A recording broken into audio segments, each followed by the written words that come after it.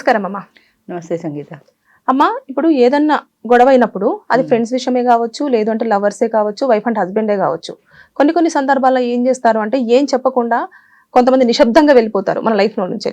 కొంతమంది ఏమో ఒక అబద్ధం చెప్పి వెళ్ళిపోతారు. అలాంటి సందర్భంలో అబద్ధం ఎక్కువ బాధ పెడుతుందా, లేదు అంటే నిశ్శబ్దంగా వెళ్ళిపోయినప్పుడు ఎక్కువ బాధపడుతూ ఉంటామా? చాలా మంది అబద్ధం ఎక్కువ బాధపడుతుంది అంటారు, కానీ నాకు తెలిసినంత వరకు నిశ్శబ్దం ఎక్కువ బాధ పెడుతుంది. అంటే నువ్వు సైలెంట్గా వెళ్ళిపోయావు మాట్లాడకుండా. ఆ సైలెన్స్ అన్నది ఆ ఇద్దరి మధ్యన ఒక అగాధం ఉంది. దాన్ని పూడ్చాలంటే నువ్వు ఏదో ఒక మాట మాట్లాడాలి. వాడి ఉద్దేశం ఏంటంటే ఆ మాట మాట్లాడితే నెగిటివ్గా ఉంటుంది, ఆమె ఫీల్ అవుతుంది కాబట్టి నేను నిశ్శబ్దంగా వెళ్ళిపోతాను ఆయన ఉద్దేశం.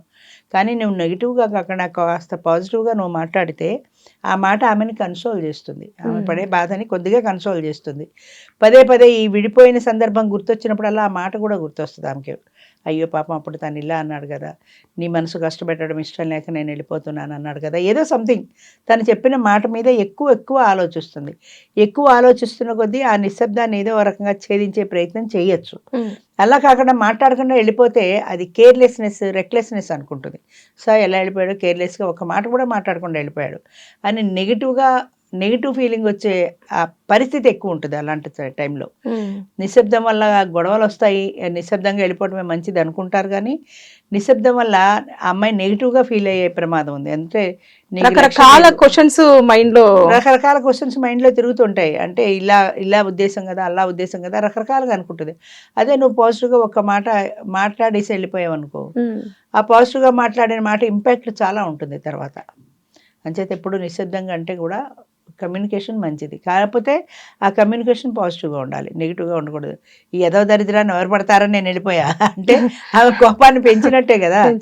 అంచేత నిశ్శబ్దంగా ఉండడం కంటే ఆ మాట ఇంకా ప్రమాదకరం. అంటే మీరు ఇందాక అన్నట్టుగా అంటే తను మాట్లాడకపోవడానికి రీజన్ గొడవ పెద్దగా అవుతుందేమో, అక్కడ నుంచి సైలెంట్ గా వెళ్ళిపోతే బెటర్ అన్న ఫీలింగ్ లోనే వెళ్ళిపోతారు కదా. అది ఎందుకని అంత ఎక్కువ బాధపడ్డారు? తర్వాత కొన్ని రోజులు పోతే కొంచెం స్పేస్ ఇస్తే వాళ్ళు మళ్ళీ రికవర్ అయ్యి వస్తారు అన్నట్టు ఏం ఉండదమ్మా? ఉండదు. ఎందుకంటే ఇప్పుడు భార్యాభర్తలు ఏదో గొడవ పడ్డారు, భార్య ఏదో గొడవ చేసింది, భర్త ఓ చూపు చూసి వెళ్ళిపోయాడు. ఆ చూపును ఆమె నిర్లక్ష్యంగా భావిస్తుంది.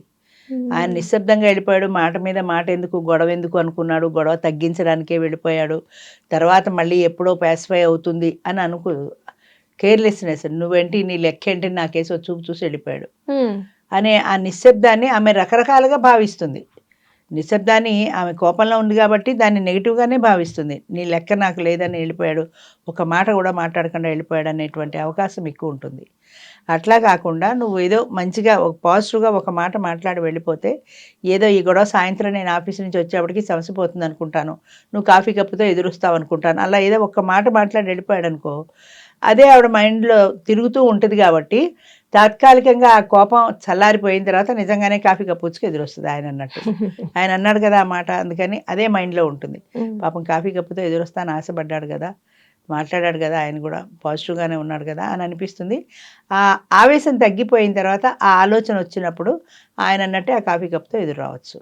అంచేత ఒక్కొక్కసారి నిశ్శబ్దం ప్రమాదకరమైంది కూడా. అంటే ఒక్కొక్క టైంలో బాగుండొచ్చు, కానీ చాలా సందర్భాల్లో దానివల్ల లేనిపోని నెగిటివ్ థాట్స్ వచ్చే అవకాశం ఉంటుంది అవతల వాళ్ళకి.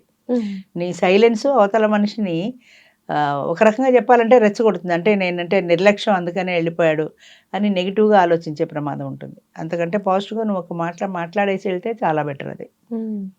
అంటే ఇప్పుడు మీరు అన్నట్టుగా భార్యాభర్తల మధ్యలో చాలా మంది అంటారు, ఒకరు గట్టిగా అరుస్తూ ఉంటే ఒకరు సైలెంట్ గా ఉంటే ఆ గొడవ అనేది సర్దుకుంటుంది, మళ్ళీ యథావిధిగా మీ కంటిన్యూ అవ్వచ్చు అని అంటారు. తగ్గాలి, సైలెన్స్ కాదు, తగ్గాలి. నువ్వు తగ్గు, ఒకళ్ళు పెరిగిపోతే ఒకళ్ళు తగ్గి మాట్లాడాలి. ఇద్దరు హొరాహొరి మాట్లాడుకుంటే అవ్వదు కాబట్టి నువ్వు తగ్గించి మాట్లాడు. లేదా నువ్వు సైలెంట్గా ఉన్నావు అనుకో, ఆవిడ ఇంకా రెచ్చిపోతుంది, ఏం మాట్లాడమే మెడటి తిప్పుతుంది, నన్ను కొట్టావా అని మళ్ళీ నీకు అనిపిస్తుంది.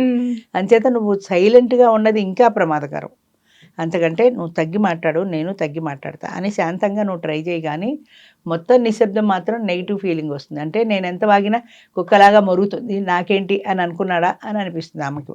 నన్ను లక్ష్య పెట్టడం లేదు, నాకు తిరిగి నా ప్రశ్నకి ఏం జవాబు చెప్పటం లేదు, నేను ఎన్ని మాట్లాడినా ఊరుకున్నాడు, నన్ను పట్టించుకోవట్లేదు అనుకుంటుంది. దీంతో నాకు గొడవ ఎందుకని వాడు బయటికి వెళ్ళిపోయాడు అనుకో, చూసావా నేనంటే అసలు లెక్కే లేదు, బయటికి పోయాడు అనేది ఇంకా అగ్నిలో ఆజ్యం పోసినట్టు అవుతుంది. అంచేత అది ఎప్పుడైనా ప్రమాదకరమే.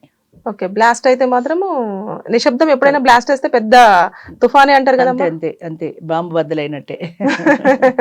ఓకే, ఇది మరి లవర్స్ విషయంలో తీసుకుంటే పాపం నిశ్శబ్దంగా వెళ్ళిపోతే వాళ్ళు సూసైడ్ చేసుకున్న సంఘటనలు మనం చూస్తూ ఉంటాం. అందుకనే నిశ్శబ్దం ప్రమాదం అంటుంటా. ఆ నిశ్శబ్దాన్ని నిర్లక్ష్యంగా భావిస్తారు వాళ్ళు. ఎవరైతే నిశ్శబ్దంగా వెళ్ళిపోయారో ఆ వ్యక్తికి నేనంటే లక్ష్యం లేదు, అందుకనే వెళ్ళిపోయాడు. ఇప్పుడు నువ్వు వెళ్ళిపోతే నేను సూసైడ్ చేసుకుంటా అందనుకో, వాడు చూపు చూసి వెళ్ళిపోయాడు అనుకో, అంటే ఇప్పుడు నేను సూసైడ్ చేసుకున్నా వాడికి బాధ లేదనమాట. అయ్యో అలా చేయక నన్ను అనలేదు, నాతో మాట్లాడలేదు, నిశ్శబ్దంగా వెళ్ళిపోయాడు, నువ్వు వస్తే చావు నాకేంటి అన్నట్టు అన్న భావన ఈమెలో అదే ఎక్కువ వస్తుంది, మంచిగా అనిపించదు. ఆ నిశ్శబ్దాన్ని ఎంతసేపటికి నెగిటివ్గానే చూస్తారు. కాబట్టి ఇంకా ఈమెకి చచ్చిపోవాలి, వాడు నాతో మాట్లాడలేదు, నా మాటకి జవాబు చెప్పలేదు అని ఇంకా సూసైడ్ దాకా వెళ్ళిపోయిన సందర్భాలు కూడా ఉంటాయి.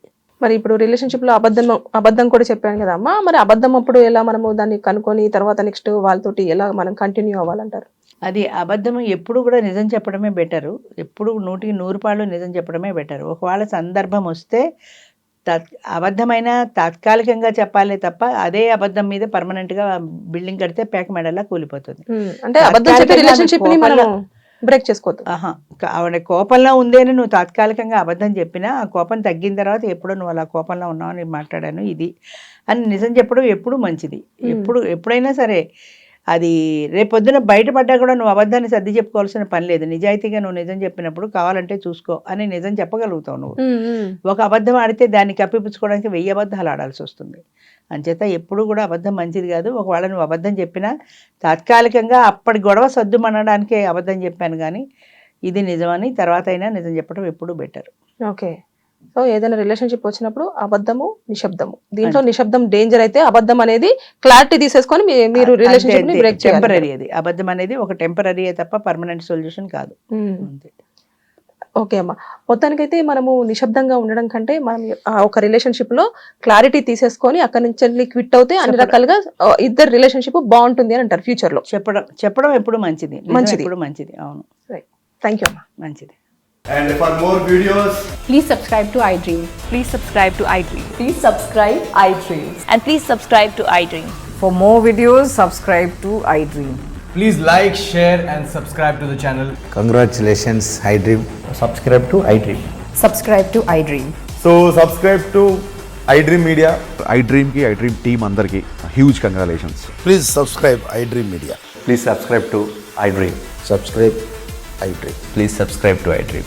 iDream అంటే నా కళల ఛానల్ సబ్స్క్రైబ్ చేసుకున్న నోరు తిరుగుతలేదు, మీరైతే గంట గుర్తు కొట్టండి. For more such videos, please subscribe to iDream.